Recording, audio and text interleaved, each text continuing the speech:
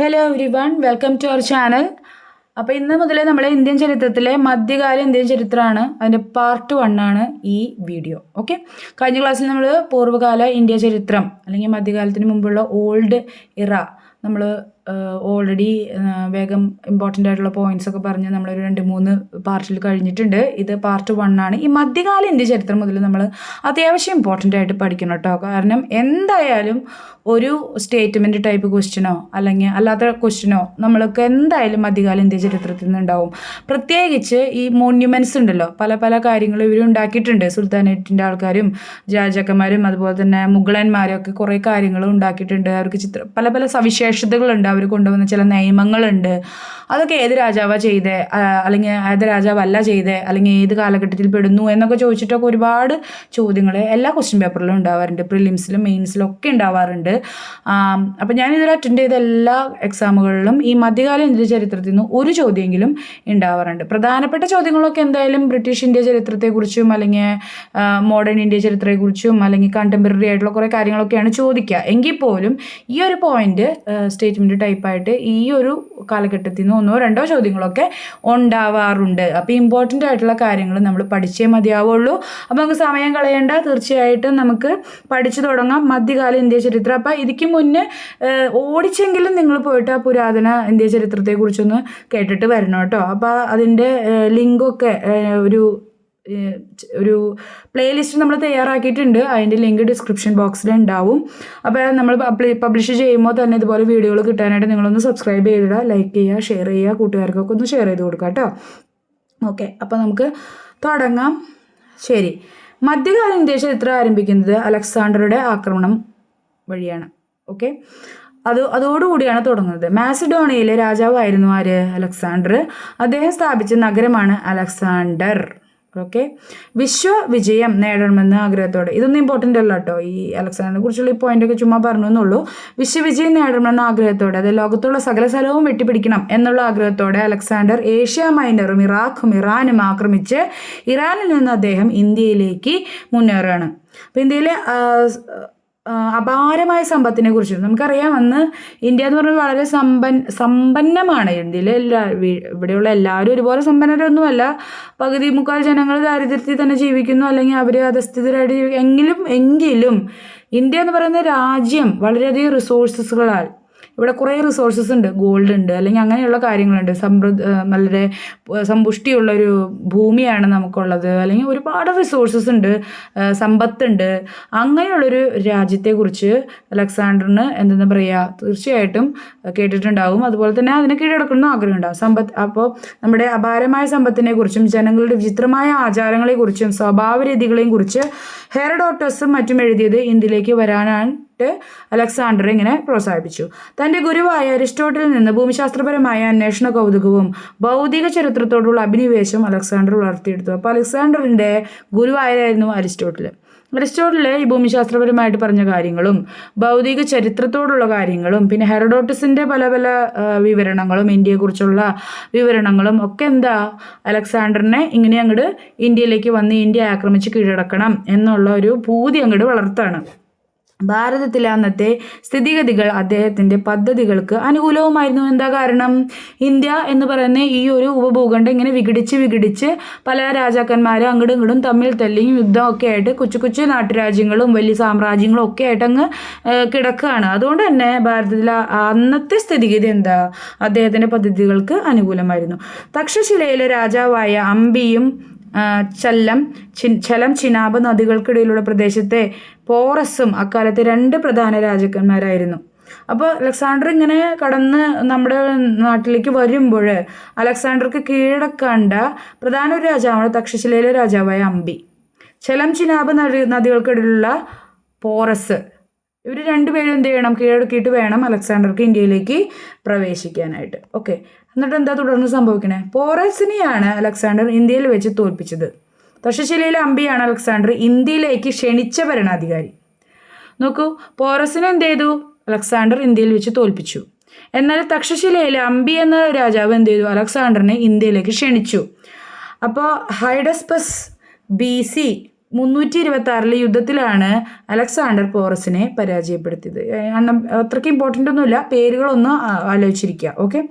നന്ദ രാജവംശത്തിലെ അവസാന രാജാവായ ധനനന്ദന്റെ കാലത്താണ് അലക്സാണ്ടർ ഇന്ത്യ ആക്രമിച്ചത്. നന്ദവംശത്തിലെ അവസാന രാജാവായ ധനനന്ദന്റെ കാലത്താണ് അലക്സാണ്ടർ ഇന്ത്യ ആക്രമിച്ചത്. ഇതൊക്കെ കുഞ്ഞു കുഞ്ഞു പോയിന്റുകൾ ചിലപ്പോൾ ഇങ്ങനെ ചോദിക്കും കേട്ടോ. ഏത് നന്ദ രാജവംശത്തിന്റെ രാജാവായിരുന്ന ഏത് നന്ദാവംശ രാജാവിന്റെ കാലഘട്ടത്തിലാണ് അലക്സാണ്ടർ ഇന്ത്യ ആക്രമിച്ചത്? ധനനന്ദന്റെ എന്ന രാജാവിന്റെ കാലഘട്ടത്തിൽ. ഓക്കെ. ജീവശാസ്ത്രത്തിന്റെയും രാഷ്ട്രതന്ത്രത്തിന്റെയും പിതാവായി കരുതപ്പെടുന്ന അരിസ്റ്റോട്ടിൽ അലക്സാണ്ടറുടെ ഗുരുവാണ്. ഞാൻ പറഞ്ഞു ഓൾറെഡി. BC 323 ബാബിലോണിയിൽ വെച്ചാണ് അലക്സാണ്ടർ അന്തരിച്ചത്. ഹിന്ദുമതം സ്വീകരിച്ച യവന അംബാസിഡർ ഹെലിയോഡോറസ് ആണ്.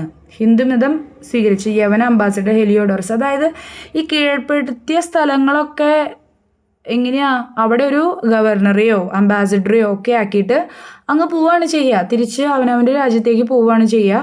പിന്നീട് അവരുടെ ഈ ഗവർണറും അല്ലെങ്കിൽ അംബാസിഡറും ഒക്കെ അങ്ങ് ഭരണം നടത്തുകയാണ് ചെയ്യുന്നത്. ചിലപ്പോൾ അവർ തന്നെ അവിടെ ഒരു പുതിയ രാജാവായിട്ട് അവരെ തന്നെ അങ്ങോട്ട് അവരോധിക്കും. അതല്ലെങ്കിൽ അലക്സാണ്ടറിൻ്റെ കീഴെ അവർ ടാക്സ് കൊടുക്കും. അലക്സാണ്ടർക്ക് എന്താ വേണ്ടത്? ടാക്സാണ് വേണ്ടത്. തൻ്റെ രാജ്യത്തിൻ്റെ കീഴിലുള്ള ഒരു സ്ഥലം, ആ സ്ഥലത്തു നിന്നുള്ള ടാക്സ് പിരിച്ച് കൊടുക്കണം. ഇതാണ് വേണ്ടത്. അപ്പോൾ അങ്ങനെ അവിടെ വന്നൊരു അംബാസിഡറാണ് ഹെലിയോഡോറസ്. അദ്ദേഹം എന്ത് ചെയ്തു? ഹിന്ദുമതം സ്വീകരിച്ചു. സെല്യൂക്യൂസ് നിക്കേറ്ററുടെ പിൻഗാമിയാണ് ഔദിയോക്കസ്. സെല്യൂക്യൂസ് നിക്കേറ്ററുടെ പിൻഗാമി ഔദിയോക്കസ്. ഇന്ത്യയിൽ നിയമിച്ച അലക്സാണ്ടറുടെ അവസാന ജനറലാണ് യൂഡാമസ്. അപ്പോൾ ഇവരൊക്കെ എന്താ? അലക്സാണ്ടറുടെ ജനറൽമാരാണ്. അപ്പോൾ ഈ ആക്രമിച്ച് കീഴടക്കിയ രാജ്യങ്ങൾ അല്ലെങ്കിൽ സ്ഥലങ്ങൾ അതൊക്കെ പിന്നീട് അലക്സാണ്ടറുടെ കീഴിൽ എങ്ങനെയാണ് പ്രവർത്തിച്ചിരുന്നത്? അലക്സാണ്ടർ അവിടെ നിന്ന് ഭരണം നടത്തുമൊന്നുമല്ല. അലക്സാണ്ടർ യുദ്ധം നടത്തി കീഴ്പ്പെടുത്തി അവിടെ ഒരു അംബാസിഡറൊക്കെ ആക്കിയിട്ട് പോകും. പിന്നീട് അദ്ദേഹമാണ് അല്ലെങ്കിൽ ഗവർണർ ആക്കിയിട്ട് പോകും, അല്ലെങ്കിൽ ജനറലിനെ ആക്കിയിട്ട് പോകും. അവരാണ് പിന്നീട് അവിടെ എന്ത് ചെയ്യുക? ഭരണം നടത്തുക. അപ്പോൾ ഈ ഹെലിയോഡോറസ്, സെല്യൂക്കസ്, ഔദിയോക്കസ്, അതുപോലെ തന്നെ യുഡാമസ്, ഇവരൊക്കെ ആരാണ്? ഈ അലക്സാണ്ടറുടെ ജനറൽമാർ അല്ലെങ്കിൽ അംബാസിഡേഴ്സൊക്കെയാണ്. ഈ കീഴടക്കിയ സ്ഥലങ്ങളൊക്കെ ഭരിക്കാനായിട്ട് ഏർപ്പെടുത്തിക്കൊണ്ട് പോയ ആൾക്കാരാണ്. അപ്പോൾ അങ്ങനത്തെ അലക്സാണ്ടറുടെ അവസാനത്തെ ജനറലാണ് ആര്? യുഡാമസ്. ഓക്കെ. ഇനി ഈ അലക്സാണ്ടറുടെ ആക്രമണത്തിന് ശേഷം പിന്നീട് വന്നത് അറബികളുടെ സിന്ധാക്രമണമാണ്. ഇന്ത്യയുടെ പശ്ചിമ തീരവുമായി നൂറ്റാണ്ടുകൾ പഴക്കമുള്ള വാണിജ്യ ബന്ധം ആർക്കുണ്ടായിരുന്നു? അറബികൾക്കുണ്ടായിരുന്നു. നമുക്കറിയാം, ഇന്ത്യയിൽ ബ്രിട്ടീഷുകാർ വരുന്നതിന് മുന്നേ എത്രയോ നാളുകൾക്ക് അല്ലെങ്കിൽ വർഷങ്ങൾക്ക് മുന്നേ തന്നെ അറബികൾ ഇന്ത്യയിലേക്ക് വരികയും അല്ലെങ്കിൽ നമ്മളുടെ പശ്ചിമ തീരത്തേക്ക് വരികയും കടൽ മാർഗം വന്ന് വളരെ നല്ലൊരു വാണിജ്യ ബന്ധം അറബികളുമായിട്ട് ഈ പശ്ചിമ തീരത്തുള്ള രാജാക്കന്മാർക്കൊക്കെ ഉണ്ടായിരുന്നു. ഇസ്ലാം മതം രൂപം കൊണ്ട ശേഷം ഖലീഫമാരും അവരുടെ ഗവർണർമാരും അറബ് സാമ്രാജ്യം വിസ്തൃതമാക്കാൻ ശ്രമങ്ങൾ നടത്തി. അപ്പോൾ ഇസ്ലാം മതം രൂപം കൊടുത്തു കഴിഞ്ഞപ്പോൾ നമ്മുടെ കൊളോണിയലിസത്തിൽ സംഭവിച്ച പോലെ തന്നെ ക്രിസ്തുമതം എല്ലായിടത്തേക്കും എത്തിക്കുക എന്നുള്ളൊരു മോട്ടീവും ഈ കൊളോണിയൽ ആളുകൾക്ക് ഉണ്ടായിരുന്നല്ലോ. എന്ന് പറയുന്ന പോലെ ഇസ്ലാം മതം രൂപം കൊണ്ട ശേഷം അവരുടെ മത നേതാക്കന്മാരുടെ പേരാണ് ഖലീഫമാർ. അപ്പം ഖലീഫമാർ അവരുടെ ഗവർണറും എന്ത് ചെയ്തു? അറബ് സാമ്രാജ്യം വിസ്തൃതമാക്കുകയും അങ്ങനെ ഇസ്ലാം മതം എല്ലായിടത്തേക്കും കൊണ്ടുവരണമെന്നൊക്കെയുള്ള ഒരു ശ്രമങ്ങളൊക്കെ ഉണ്ടായി. ഇന്ത്യയുടെ ഭരണരംഗത്ത് അറബികൾ ആദ്യം പ്രത്യക്ഷപ്പെട്ടത് AD 712 സിന്ധ് ആക്രമണത്തോടെയാണ്. അപ്പോൾ ഇത്രയും നാൾ ഇവരായിട്ട് നല്ലൊരു വാണിജ്യബന്ധം ഉണ്ടായിരുന്നെങ്കിലും അതിനുശേഷം ഒരു AD 712 ആയപ്പോൾ ഇന്ത്യയുടെ ഭരണരംഗത്ത് അറബികൾ ആദ്യം പ്രത്യക്ഷപ്പെടാൻ തുടങ്ങി. അതെന്താ? അവർ സിന്ധ് എന്ന് പറയുന്ന സ്ഥലം ആക്രമിച്ചു. ഓക്കെ. മുഹമ്മദ് ബിൻ കാസിമാണ് ഇതിന് നേതൃത്വം നൽകിയത്. മുഹമ്മദ് ബിൻ കാസിമാണ് ഈ അറബ് ആക്രമണങ്ങൾക്ക് ഇന്ത്യനെ ആക്രമിക്കാനായിട്ട് നേതൃത്വം നൽകിയത്. സിന്ധിൽ ഖലീഫുമാരുടെ ഉത്തരവാദിത്തത്തിലുള്ള ഭരണം നിലവിൽ വരാനും അറേബ്യൻ സംസ്കാരവും ഭാരതീയ സംസ്കാരവും തമ്മിൽ സമ്പർക്കം പുലർത്താനും വാണിജ്യബന്ധം കൂടുതൽ വികസിപ്പിക്കാനും അറബികളുടെ ഈ സിദ്ധാക്രമണം കാരണമായി. അപ്പം എന്താ? അവിടെ മുഹമ്മദ് ബിൻ കാസിം അറബികളുടെ അല്ലെങ്കിൽ ഖലീഫമാർക്ക് വേണ്ടിയിട്ട് അവിടെ വന്നിട്ട് എന്ത് ചെയ്തു? ആക്രമിച്ചു. അപ്പോൾ അതിൽ അവർ സക്സസ്ഫുള്ളായി. അവിടെ അതിനുശേഷം എന്താ?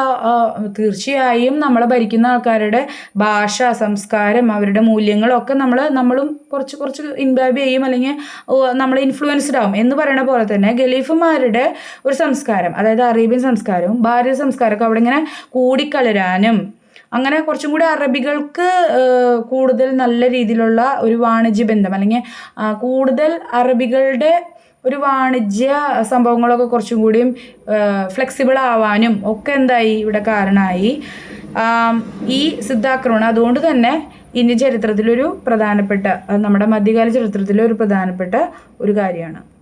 ഓക്കെ, ഇനി നമുക്ക് ഈ സിദ്ധാക്രമണത്തിൽ പ്രധാനപ്പെട്ട പങ്കുവഹിച്ച കുറച്ച് ആൾക്കാരെയൊക്കെ നമുക്ക് പഠിക്കാം. മുഹമ്മദ് ഗസ്നിയാണ്. തീർച്ചയായും ഈ പേരൊക്കെ നിങ്ങൾ കേട്ടിട്ടുണ്ടാവും, മുഹമ്മദ് ഗസ്നി. അഫ്ഗാനിസ്ഥാനിലെ ഗസ്നിയിൽ നിന്നും വന്ന മുഹമ്മദ് ഗസ്നി, ഗജ്നി അല്ല ഗസ്നി, ഓക്കെ ഗസ്നി, നമ്മൾ ഈ മലയാളം ടൈപ്പ് ചെയ്യുമ്പോൾ ഉണ്ടാവുന്ന ബുദ്ധിമുട്ടാണ്. മുഹമ്മദ് ഗസ്നി AD 1000-നും 1026-നും ഇടയ്ക്ക് 17 പ്രാവശ്യം ഇന്ത്യ ആക്രമിച്ചു.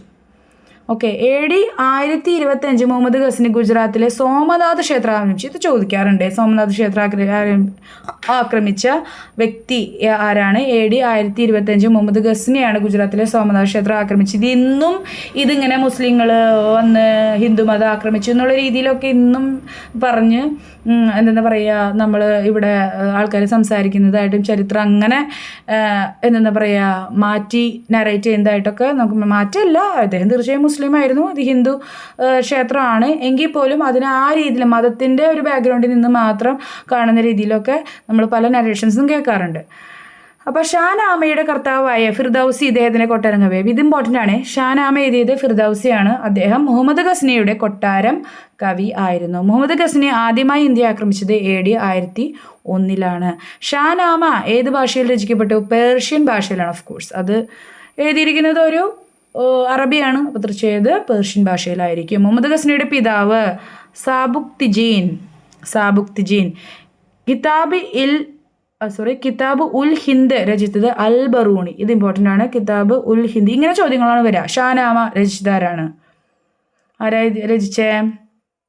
ഫിർദൌസി. ഓക്കെ, ഫിർദൌസി. കിതാബ് ഉൽ ഹിന്ദ് അൽ ബറൂണി. സഞ്ചാരിയായ അൽ മസൂദിയുടെ മുഴുവൻ പേര് അബു ഹസൻ അലി അൽ മാസ്ഉദി എന്നായിരുന്നു അൽ മസൂദിയുടെ മുഴുവൻ പേര്. പൃഥ്വിരാജ് ചൗഹാന്റെ രാജധാനി അജ്മീറാണ്. അപ്പോൾ ഈ മുഹമ്മദ് ഗസ്നിയുടെ കണ്ടംപററി ആയിട്ടുള്ള പ്രധാനപ്പെട്ട രാജാക്കന്മാരൊക്കെയാണ് പൃഥ്വിരാജ് ചൗഹാനൊക്കെ. മുസ്ലിം ചരിത്രകാരന്മാർ റായ് പിത്തോറ എന്ന് വിശേഷിപ്പിക്കുന്നത് പൃഥ്വിരാജ് ചൗഹാനെയാണ്. മുസ്ലിം ചരിത്രകാരന്മാർ റായ് പിത്തോറ എന്ന് വിശേഷിപ്പിക്കുന്നത് ആരെയാണ്? പൃഥ്വിരാജ് ചൗഹാനാണ്. ഇന്ത്യയിൽ മുസ്ലിം ഭരണത്തിന് അടിത്തറ പാകിയത് മുഹമ്മദ് ഗോറിയാണ്. അപ്പോൾ ഈ മുഹമ്മദ് ഗസ്നി കുറേ ഇങ്ങനെ ആക്രമണങ്ങളൊക്കെ നടത്തിയെങ്കിലും ഇന്ത്യയിൽ അങ്ങനെ വന്നിട്ട് ഇന്ത്യക്കാരെ ഇങ്ങനെ കൺവേർട്ട് ചെയ്ത് മുസ്ലിം ആക്കുക, അതല്ലെങ്കിൽ കുറേ പേരെ അല്ലെങ്കിൽ ഇങ്ങനെ ഒരു മുസ്ലിം രാജഭരണം അവിടെ തുടങ്ങുക, അങ്ങനെയൊന്നുമില്ല. അവിടെ വരിക, ആക്രമിക്കുക, കുറേ ഇങ്ങനെ ലൂട്ട് ചെയ്തുകൊണ്ട് കൊണ്ടുപോവുക എന്നുള്ളതാണ്. പക്ഷേ ഇന്ത്യയിൽ മുസ്ലിം ഭരണത്തിന് അടിത്തറ പാകിയത് മുഹമ്മദ് ഗോറിയാണ്. ഇന്ത്യയിൽ ഇക്ത സമ്പ്രദായം ആദ്യമായി കൊണ്ടുവന്നത് മുഹമ്മദ് ഗോറിയാണ്. ഇങ്ങനെയുള്ള പോയിന്റുകൾ ഇമ്പോർട്ടൻ്റ് ആണ്. ഇക്ത സമ്പ്രദായം ആദ്യമായി കൊണ്ടുവന്നത് മുഹമ്മദ് ഗോറിയിൽ നിന്നുണ്ടാവും, മുഹമ്മദ് ഗസ്നിയിൽ നിന്നുണ്ടാവും, ചിലപ്പോൾ ജലാലുദ്ദീൻ മുഹമ്മദ് നിന്നുണ്ടാവും, ഇങ്ങനെയുള്ള പേരുകളുണ്ടാവും. പക്ഷേ ഇക്ത സമ്പ്രദായം കൊണ്ടുവന്നത് മുഹമ്മദ് ഗോറിയാണ്. ഇന്ത്യയിൽ ഇക്ത സമ്പ്രദായത്തിന് രീതിയിൽ സമ്പ്രദായത്തിന് ഖുത്തബ്ദീൻ ഐബക്ക്, അതായത് ഇതൊരു പോയിന്റ് നിങ്ങൾ വിട്ടേക്ക് കേട്ടോ, ഞാൻ ക്ലാരിഫിക്കേഷൻ പിന്നെ തരാൻ. ടൈപ്പ് ചെയ്തതിൽ വന്ന മിസ്റ്റേക്കാണ്, sorry for the inconvenience. Okay, അടുത്ത പോയിന്റ് നോക്കാം. പൃഥ്വിരാജ് ചൗഹാന്റെ രാജ്ഞി ആരാണ്? സംയുക്ത. പൃഥ്വിരാജ് ചൗഹാന്റെ രാജ്ഞി അല്ലെങ്കിൽ പത്നി സംയുക്ത. ചന്ദ്വാറിൽ വെച്ച് നടന്ന യുദ്ധത്തിൽ 1194 നടന്ന ചന്ദ്വാറിൽ വെച്ച് നടന്ന യുദ്ധത്തിൽ മുഹമ്മദ് ഗോറി പരാജയപ്പെടുത്തിയ കനൗജ് രാജാവാണ് ജയചന്ദ്രൻ. കനൗജ് ജില്ലാ രാജാവാണ് ജയചന്ദ്രൻ. നളന്ദ സർവകലാശാല തകർത്തത് ബക്തിയാർ ഖിൽജി. വളരെ ഇമ്പോർട്ടൻ്റ്, ഒരുപാട് പേര് പറയണ കേട്ടിട്ടുണ്ട്. നളന്ദ സർവകലാശാല തകർത്തത് ബക്തിയാർ ഖിൽജി. അവിടുത്തെ പുസ്തകങ്ങളൊക്കെ ഇങ്ങനെ പുകഞ്ഞു ദിവസങ്ങളോളം മാസങ്ങളോളം കത്തി എന്നൊക്കെയാണ് പറയുക. നോക്ക്, ഇനി അടുത്തത് മുഹമ്മദ് ഗോറി. അപ്പോൾ ഇവിടുത്തെ മുസ്ലിം രാജവംശത്തിന് അല്ലെങ്കിൽ രാജഭരണത്തിന് അടിത്തറ പാകിയ വ്യക്തി ആരാണ്? മുഹമ്മദ് ഗോറിയാണെന്ന് നമ്മൾ പറഞ്ഞു. മുഹമ്മദ് ഗോറിയുടെ ആക്രമണമാണ് ഇന്ത്യയിൽ മുസ്ലിം ഭരണത്തിന് അടിത്തറ പാകിയത്. അഫ്ഗാനിസ്ഥാനിലെ ഗോറിയാണ് മുഹമ്മദിൻ്റെ സ്വദേശം. അങ്ങനെയാണ് മുഹമ്മദ് ഗോറി എന്നുള്ള പേര് വരുന്നത്. AD 1175-ലാണ് മുഹമ്മദ് ഗോറി ആദ്യമായി ഇന്ത്യ ആക്രമിച്ചത്. എന്നാൽ 1175-ലാണ് മുഹമ്മദ് ഗോറി ആദ്യമായി ഇന്ത്യ ആക്രമിച്ചത്. മുഹമ്മദ് ഗോറി ആദ്യമായി ഇന്ത്യയിൽ പിടിച്ചെടുത്ത സ്ഥലം മുൾട്ടാനാണ്. ഏതാ? മുൾട്ടാൻ. മുഹമ്മദ് ഗോറി ഇന്ത്യയിൽ ആദ്യമായി പിടിച്ചെടുത്ത സ്ഥലം മുൾട്ടാനാണ്. രജപുത്ര രാജാവായ പൃഥ്വിരാജ് ചൗഹാനെ AD 1191 ഒന്നാം തറൈൻ യുദ്ധത്തിൽ, ഇമ്പോർട്ടൻ്റ് ആണ്, ഒന്നാം തറൈൻ യുദ്ധത്തിൽ വെച്ച് മുഹമ്മദ് ഗോറിയെ പരാജയപ്പെടുത്തി. എന്നാൽ രണ്ടാം തറൈൻ യുദ്ധത്തിൽ പൃഥ്വിരാജിനെ മുഹമ്മദ് ഗോറി തോൽപ്പിച്ചു. അപ്പോൾ ഒന്നാം തറൈൻ യുദ്ധത്തിൽ അതിൻ്റെ വിജയം പൃഥ്വിരാജ് ചൗഹാൻ ആയിരുന്നെങ്കിൽ രണ്ടാം തറൈൻ യുദ്ധത്തിൽ പൃഥ്വിരാജിനെ മുഹമ്മദ് ഗോറി തോൽപ്പിച്ചു. AD 1191 ഒന്നാമത്തെ തറൈൻ യുദ്ധം നടക്കുന്നത്. AD 1192 രണ്ടാം തറൈൻ യുദ്ധവും നടക്കുന്നു. പൃഥ്വിരാജ് ചൗഹാന്റെ ആസ്ഥാന കവിയായിരുന്നു ചന്ദ് ബർദായി. ഇദ്ദേഹം രചിച്ചതാണ് പൃഥ്വിരാജ് രാസോ എന്ന് പറയുന്ന കൃതി. ചന്ദ് ബർദായി രചിച്ചതാണ് പൃഥ്വിരാജ് രാസോ.